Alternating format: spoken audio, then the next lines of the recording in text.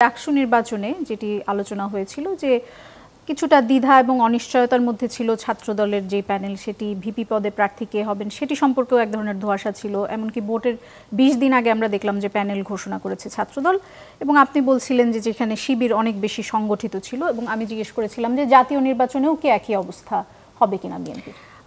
দেখুন, আমি যদি উল্টো করে বলি যে গত এক বছর ধরে বিএনপির একেবারে যে কোনো অপকর্ম নেই সেটা আমি বলবো না, কারণ ৪,০০০ নেতাকর্মী বহিষ্কার হয়েছে, definitely there must be something রং।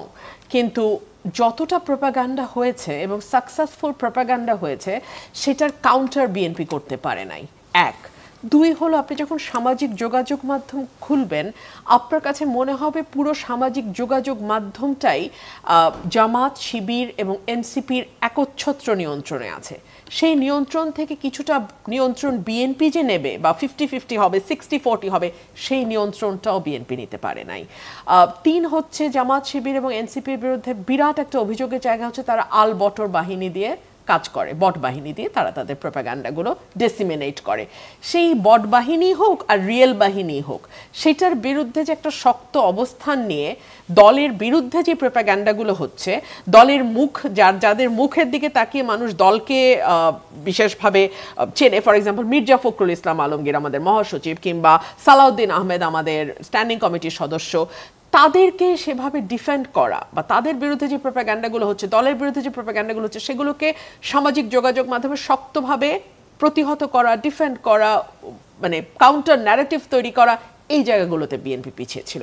এখন আসেন মানে কেন পিছিয়ে ছিল? কারণ বিএনপি চাঁদাবাজি নিয়ে ব্যস্ত ছিল সেই জন্য?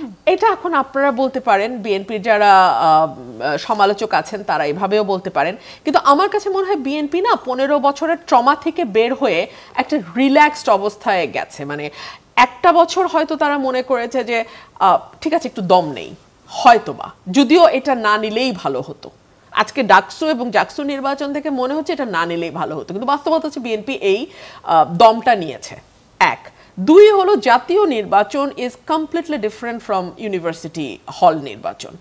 এটা ইউনিভার্সিটি হল নির্বাচন একেবারেই স্টুডেন্ট ওরিয়েন্টেড, একটা ছাত্রের সমস্যা, সেই সমস্যার সমাধানে, ছাত্রদের সমস্যার সমাধানে প্রশাসনের সাথে বার্গেইন করা, ছাত্রদের সুযোগ সুবিধা প্রশাসন থেকে কতটুকু আদায় করে নিয়ে আসা যায় সেই ব্যবস্থা করা, এগুলো হচ্ছে ডাকসু, জাকসু বা এই ধরনের নির্বাচনগুলো যেটা হয় তার কাজ। অন দি আদার হ্যান্ড জাতীয় নির্বাচন অনেক বেশি বিস্তৃত। ৩০০টা আসনে একটা মানে লড়াই হয় যে আগামীতে সরকারকে গঠন করবে।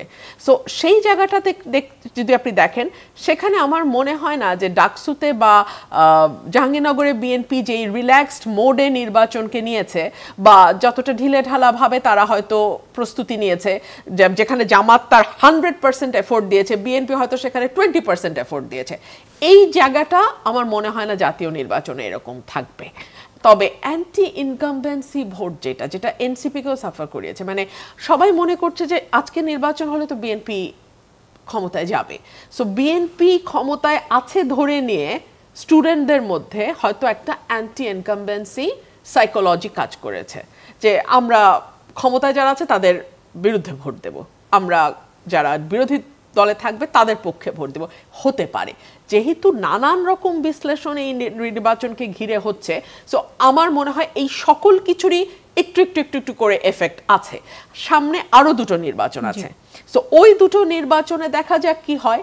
তবে আমার মনে হয় যে এখন থেকে যে নির্বাচনগুলো হবে, সেটা আপনি হল সংসদের নির্বাচন বলেন, বিশ্ববিদ্যালয়ের নির্বাচন বলেন, কিংবা আপনি সামনে যে জাতীয় নির্বাচন আছে সেটা, সেই জন্য এখন থেকেই যদি খুব সিরিয়াসলি দলগুলো কাজ না করে তাহলে কিন্তু তার একটা পরিণতি নির্বাচনের ফলাফলে দেখা যাবে।